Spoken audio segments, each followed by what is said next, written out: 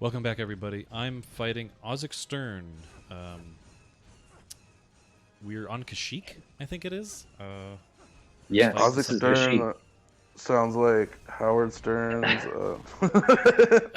Eric, I was gonna say, not still DRE, still GOF, and then I realized no. that was not the correct Goff. amount of letters. Fucking Goff, dude. If you saw our previous episodes, we've been backtracking to all these different levels. We've gone to the Jedi Temple maybe 2 times.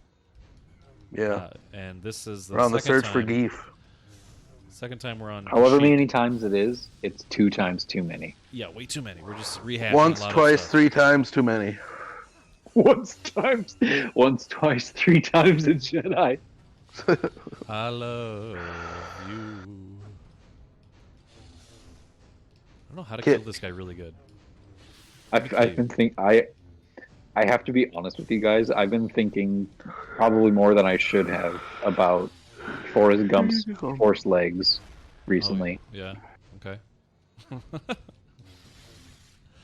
That was one of our episodes. Yeah, that's right. We it's just really funny to me, and I can't stop thinking about it. You got 4 legs. Lieutenant Dan, you got 4 legs. What happened to your force leg, Lieutenant Dan? Oh, they are one with the force now. I see. Oh, I see. What was Okay, that? I've What got was the one girl's- here. Was it Pyrrha? Was her name Pyrrha? Yep.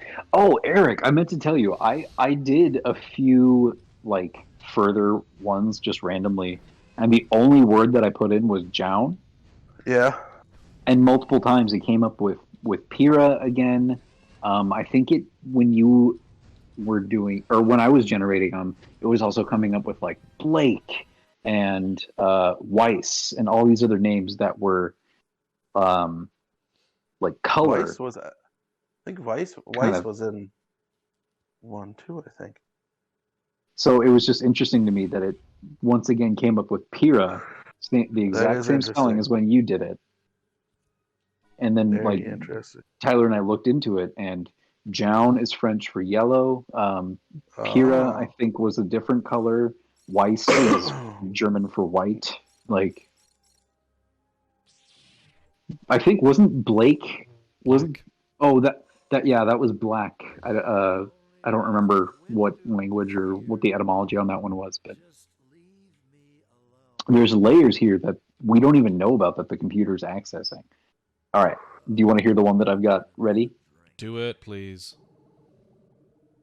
Qui-Gon looked at his apprentice thoughtfully. Tell me, John, what is on your mind? Asked the green-haired man, gently leaning forward to stroke his apprentice's hair. Why do you say that if you don't know? John's blue eyes looked out over the forest before the other man replied honestly. I think we don't need to answer that. This is only one of the many situations I've come into conflict with you in the past 2 days. Forgive me for taking so long and for my lack of patience with your answer. Okay. Mysterious.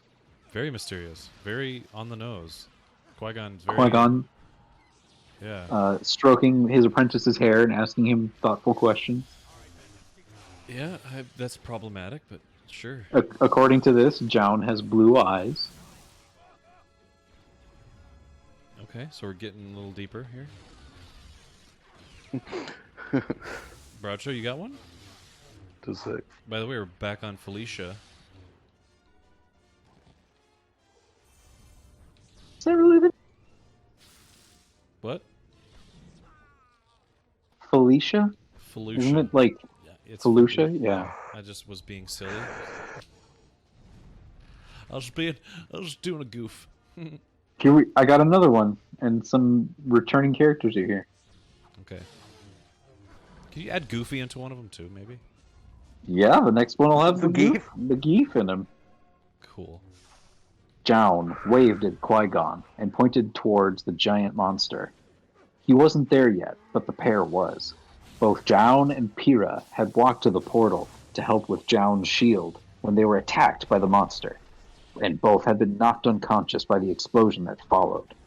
Though Pyrrha eventually woke up, she couldn't seem to move from being attacked by the monsters of Grimm, and was in a coma for an hour before recovering.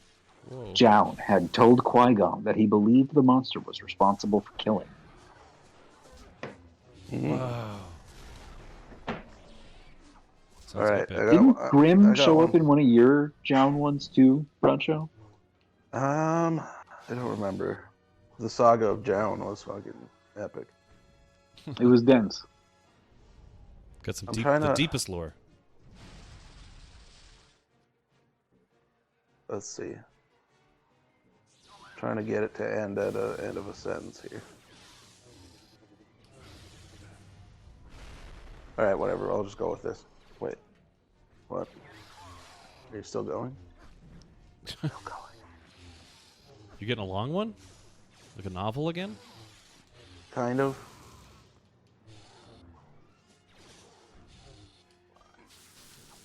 All right. I'll just read what I got so far here. Do it.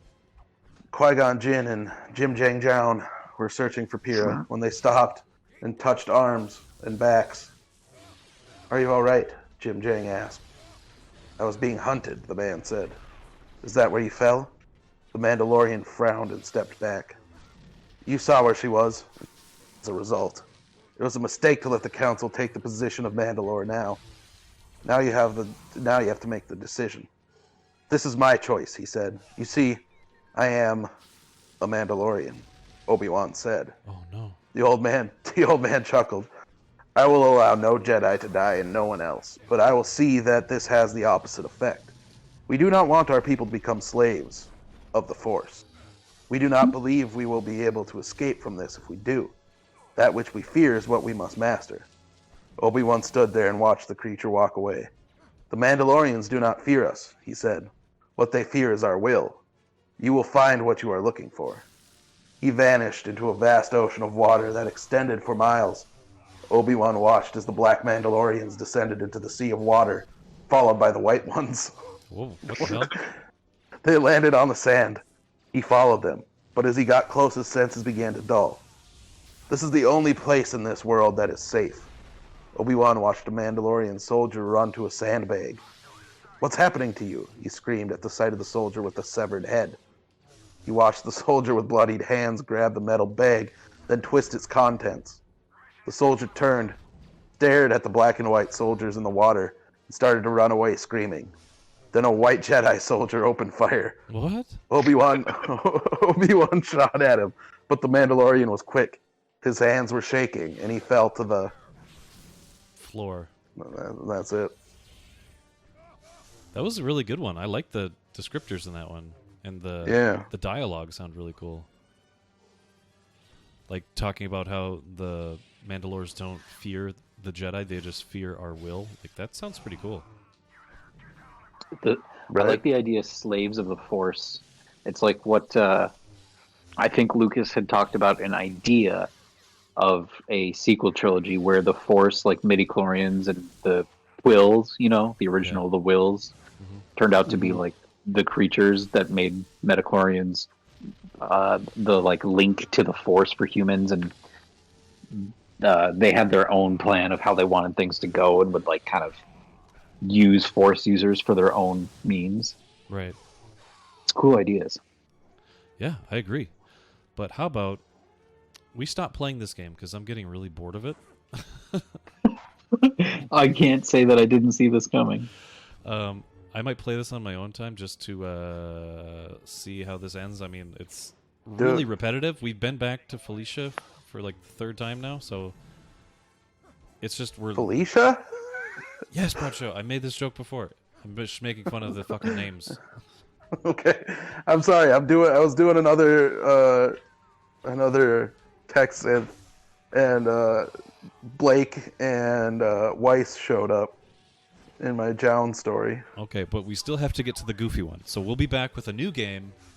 It is a goof. And maybe a goofy text synth. I've got a goofy. You got a goofy? I'm excited. Yeah. I'm excited to hear you guys goofy. Okay, we'll be back with a new game. Bye.